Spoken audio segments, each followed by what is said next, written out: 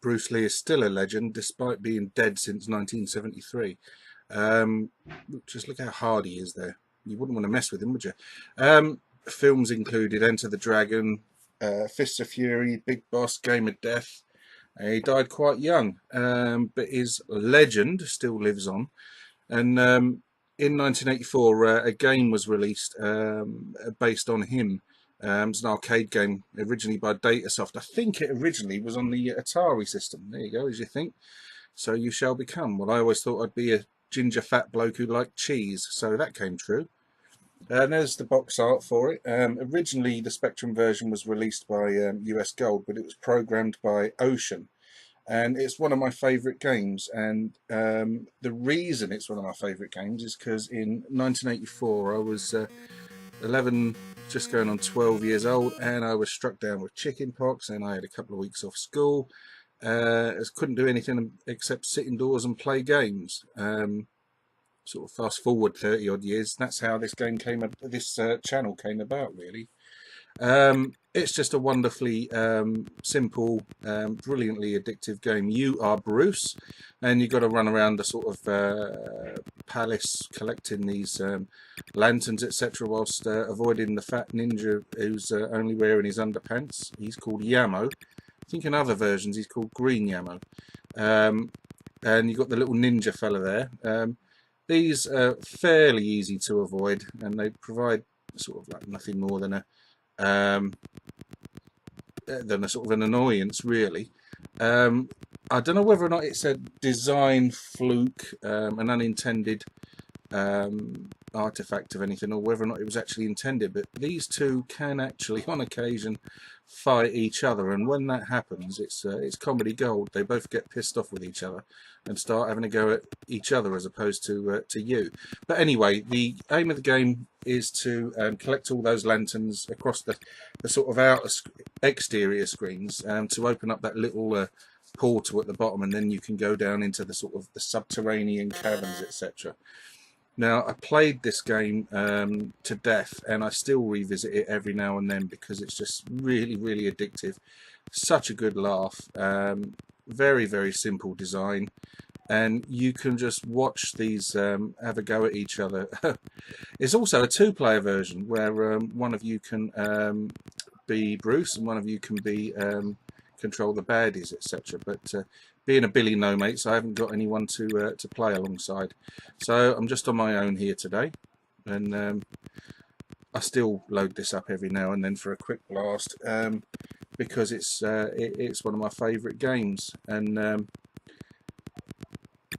like I say, I played it to death back in the day because I was what other games did I play while I was sick with it?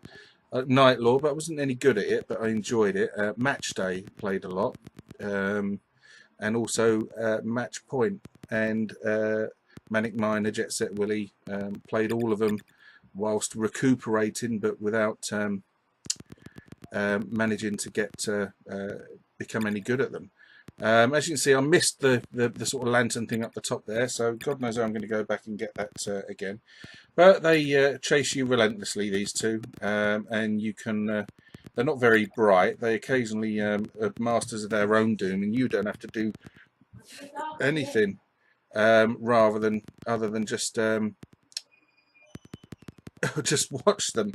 Now on this screen, they're quite funny. They have a go at each other there. You can see. How dare you? How very dare you? And this electrical belt thing that you've got to climb up, you see Ninja gets it completely wrong, and Yamo loses track of where he is and where he's going, and he fries himself, making sure that the caverns are filled with the scent of burning fat bloke. And the next level here we are on has the exploding mines, etc., that you can run over, and you've got to be careful you don't blow yourself up with these, but again they often blow each other up and themselves, so again very, very entertaining. Let's have a look, see what else is going on here. just let the game play out a little bit longer. Oh dear, blew myself up. Never mind.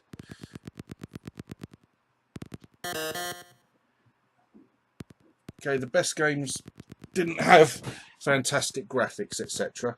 They didn't need them, you know. That just as long as the design was good enough and the gameplay was there, you know, it didn't really matter how pretty it was. And you couldn't accuse Bruce Lee of being a pretty game. Game over there. Let's have another quick run through.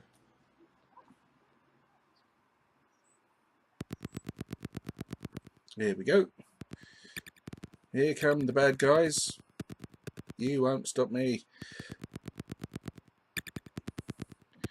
Okay, so that's Bruce Lee for the Spectrum. One of many versions of the game. It's a fantastic game. Now, I'm not sure what game I'm going to try next. I'm going to do another video later on today, and I'm just going to have a whiz through my collection and see what exactly I'm going to pull out. Now, I may do another one of the Lucky Dip videos where I just get my list of games out and just basically, you know, just stab a pen into the middle of the list, and whatever game is selected is the one that I'm going to play. But as I said on the Motos video, Lucky Dip has let me down a few times recently, and it's picked out some right stinkers.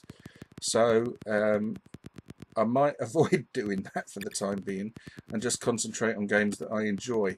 But we're just going to let this video play through for a bit longer.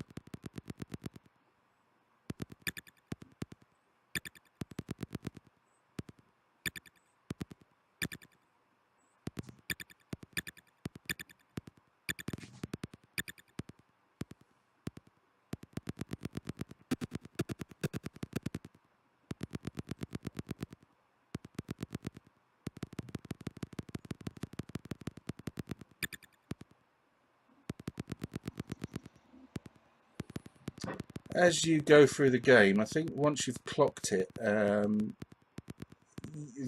baddies appear more frequently, and I think there's the number of ninjas increases. The Yamos don't, but the ninjas do. I think each time around you get you get another one, then another one, then another one, just to make it that little bit more of a challenge. So even though there aren't a massive amount of screens, there is an increase in challenge to be had.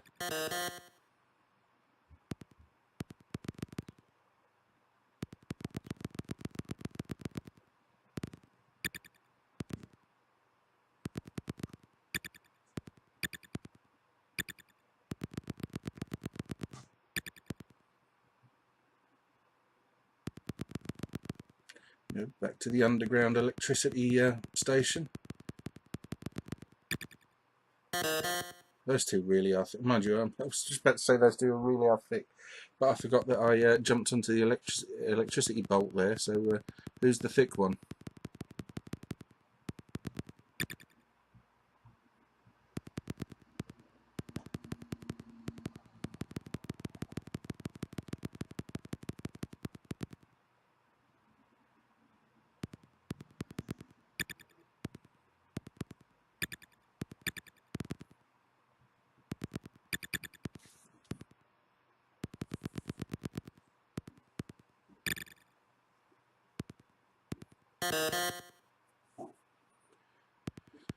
Okay, so we're coming to the end of the playthrough now. Hope you enjoyed it. Like I said, I've said several times before, I'm not the best player of games, but I am enthusiastic about them, and I do enjoy them, especially when the game's good. And Bruce Lee is one of those that I can come back to time and time and time again. It's absolutely fantastic game, really enjoyable. Now, although martial arts games are 10 a penny across all the systems, you know, Bruce Lee hasn't really appeared that many times. The only other times I can recall there being any kind of mention of him was the Atari Jaguar game, Dragon, the Bruce Lee story, which I had, which wasn't a spectacular game. Anyway, thanks for watching. Until next time, goodbye.